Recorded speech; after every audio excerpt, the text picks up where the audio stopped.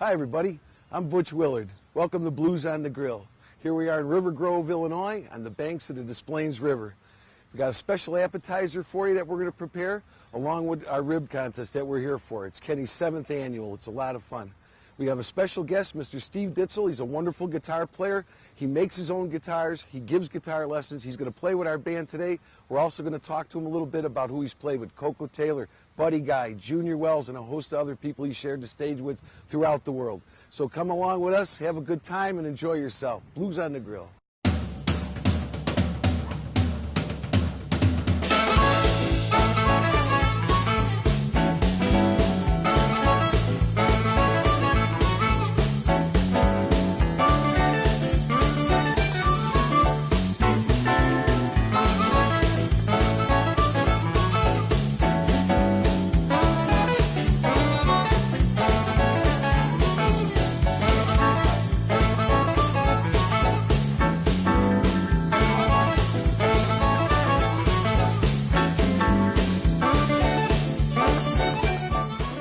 Meatballs that we stuff with feta cheese.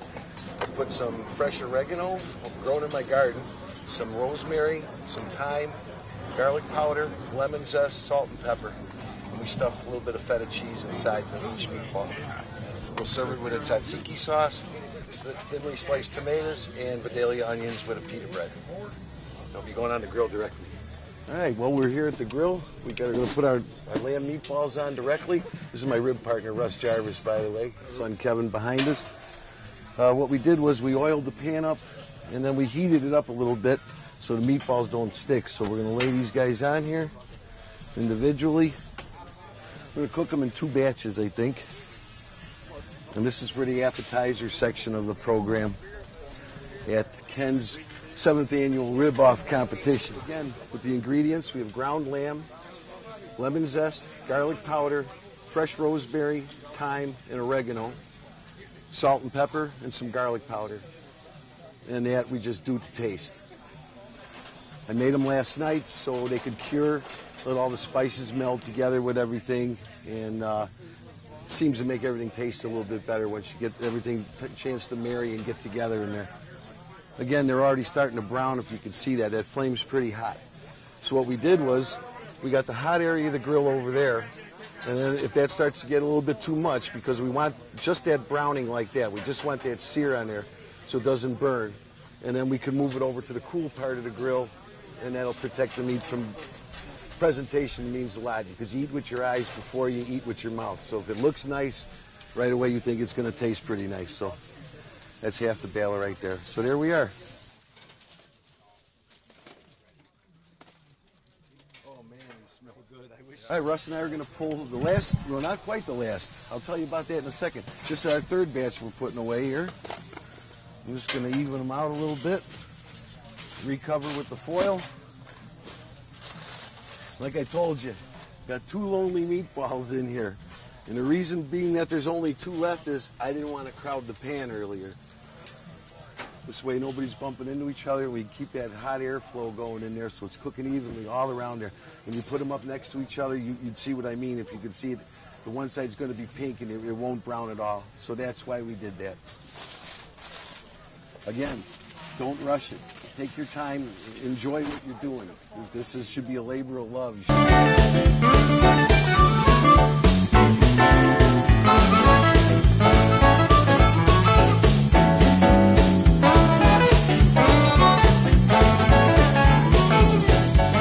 And those are our miniature 2-bite gyro feta stuffed meatballs, lamb balls, with diced tomatoes, thinly sliced Vidalia onion, and homemade tzatziki sauce, and a pocket pita. And then Kenny and I were talking about who makes the best ribs, and this thing just started to snowball, and it was 6 people first year, right? Yep.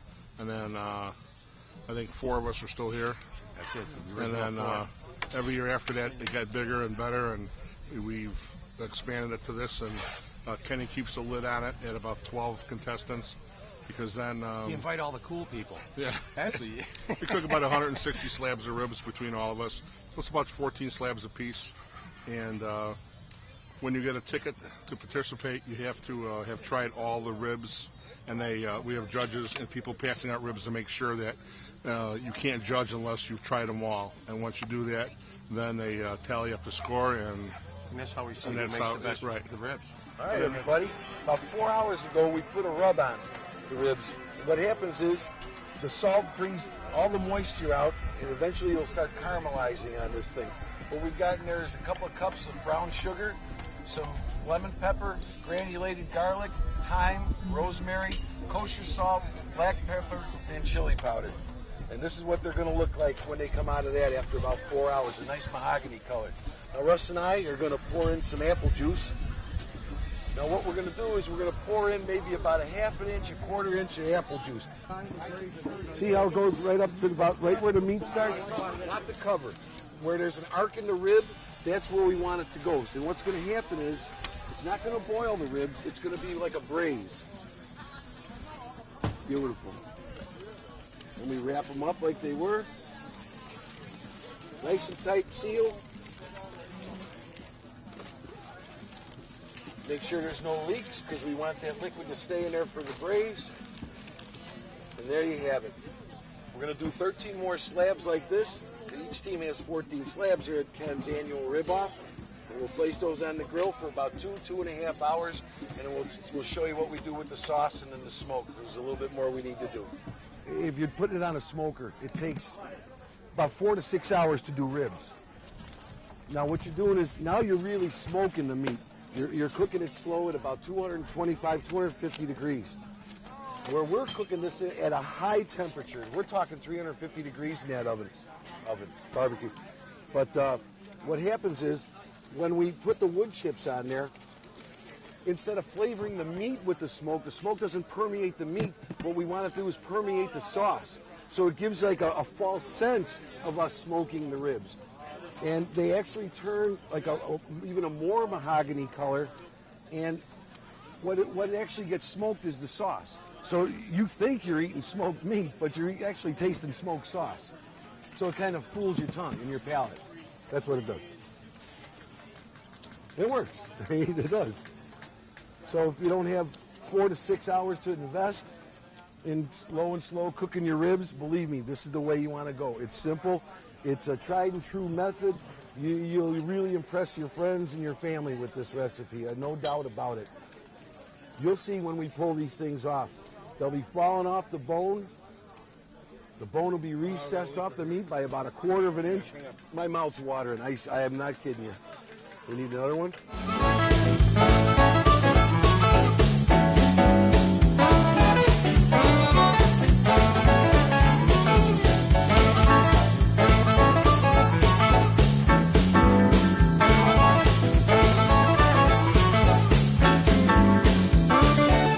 Gonna play some blues for you, all right? Is that okay? There we go. 1, 2, 1, 2, 3.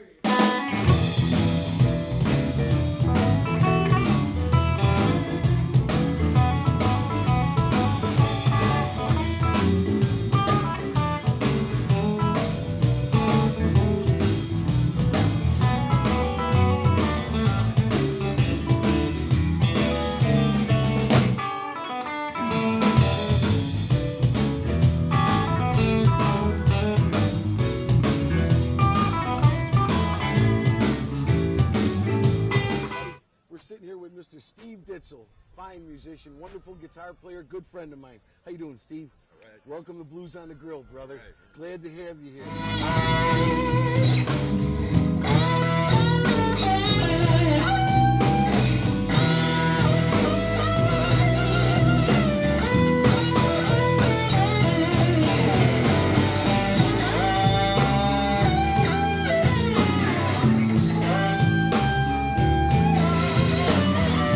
He makes his own guitars. He's played with Coco Taylor, Buddy Guy, Junior Wells, all wonderful musicians.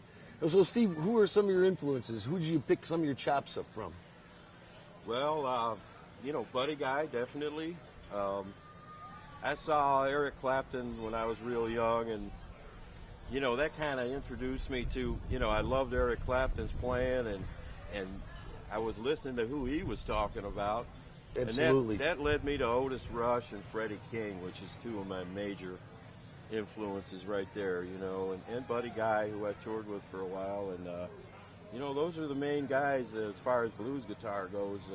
You know, I hear you. You know, and that's a good lesson for younger guitar players because, you know, they might like a band like Green Day, but maybe what they should do is go back and who did Green Day influence? And Right, bands of that right. genre. Go back and who influenced the guys that influenced Green Day? And if you take it back to the closest equation, break Right, it down to the exactly. common denominator, and then you really find out the roots of rock and roll. And what it always comes down to is Definitely. blues and jazz and American music, man. And Howlin' Wolf too. I remember when I was really young, wearing out a Howlin' Wolf record. I got Yeah. this out, and it had about 12 songs on each side. And I'd heard about them, you know, Keith Richard talking about them and stuff, and who is Howlin' Wolf? Yeah. And I'm like 16 years old, and I finally find a Howlin' Wolf record, Yeah. and I wore the damn thing out. I was hypnotized by the Wolf, I have to admit. I was a Howlin' Wolf London Sessions addict. I That's- played that's one the of the hell good out of ones. that thing. That's Yeah, one with of the that good album ones. just killed me. Yeah. But okay, let's move on, man.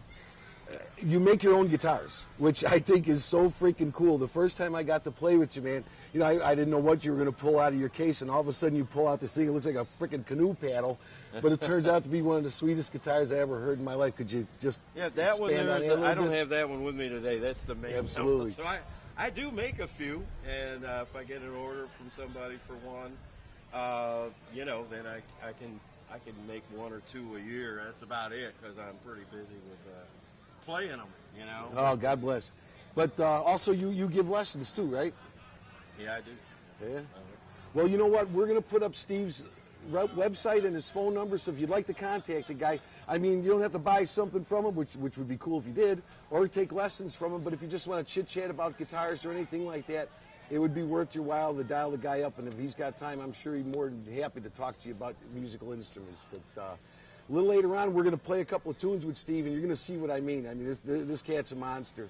But anyway, this is Blues on the Grill. I'm Butch Willard. This is my buddy Steve Ditzel. Brother, we're going to hit the stage pretty soon, eh? All right. All right, I love you to death, man. Let's go to the bar, get a drink. Thank you, dear. You're welcome. All right. All right. Steve, thanks again, man. Enjoy the rest It's of always a the pleasure playing with you. All right. God bless you, brother. And it's Blues on the Grill, man. It don't get no better than this. We're just taking them off the grill right now. That apple juice we put in earlier to do that membrane has done its job. So we're going to take these out now and get a better look at them and make sure nothing's burning. And this way we can rotate them on the grill a little bit. You can see the bones receding back here. Tighten up right there. It's about, you know, it's About a receding half about a inch? half inch or so. That's what you want. So just pull up the bone here. Oh.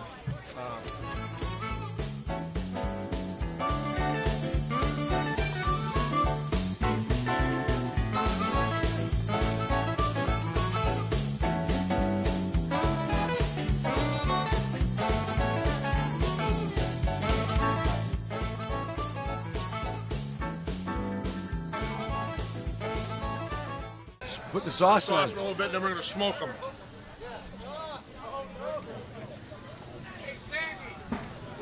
Where you can, and I'll move them.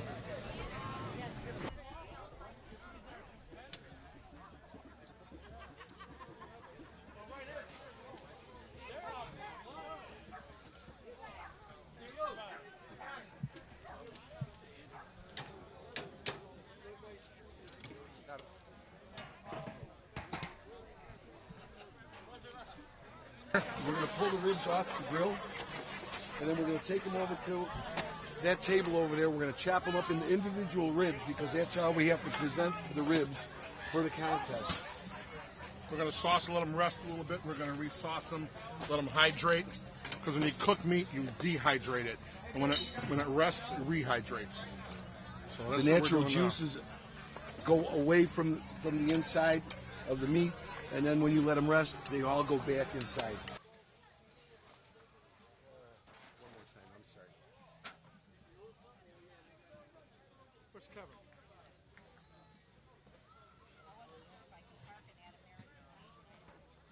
Stevie's over there by Murphy.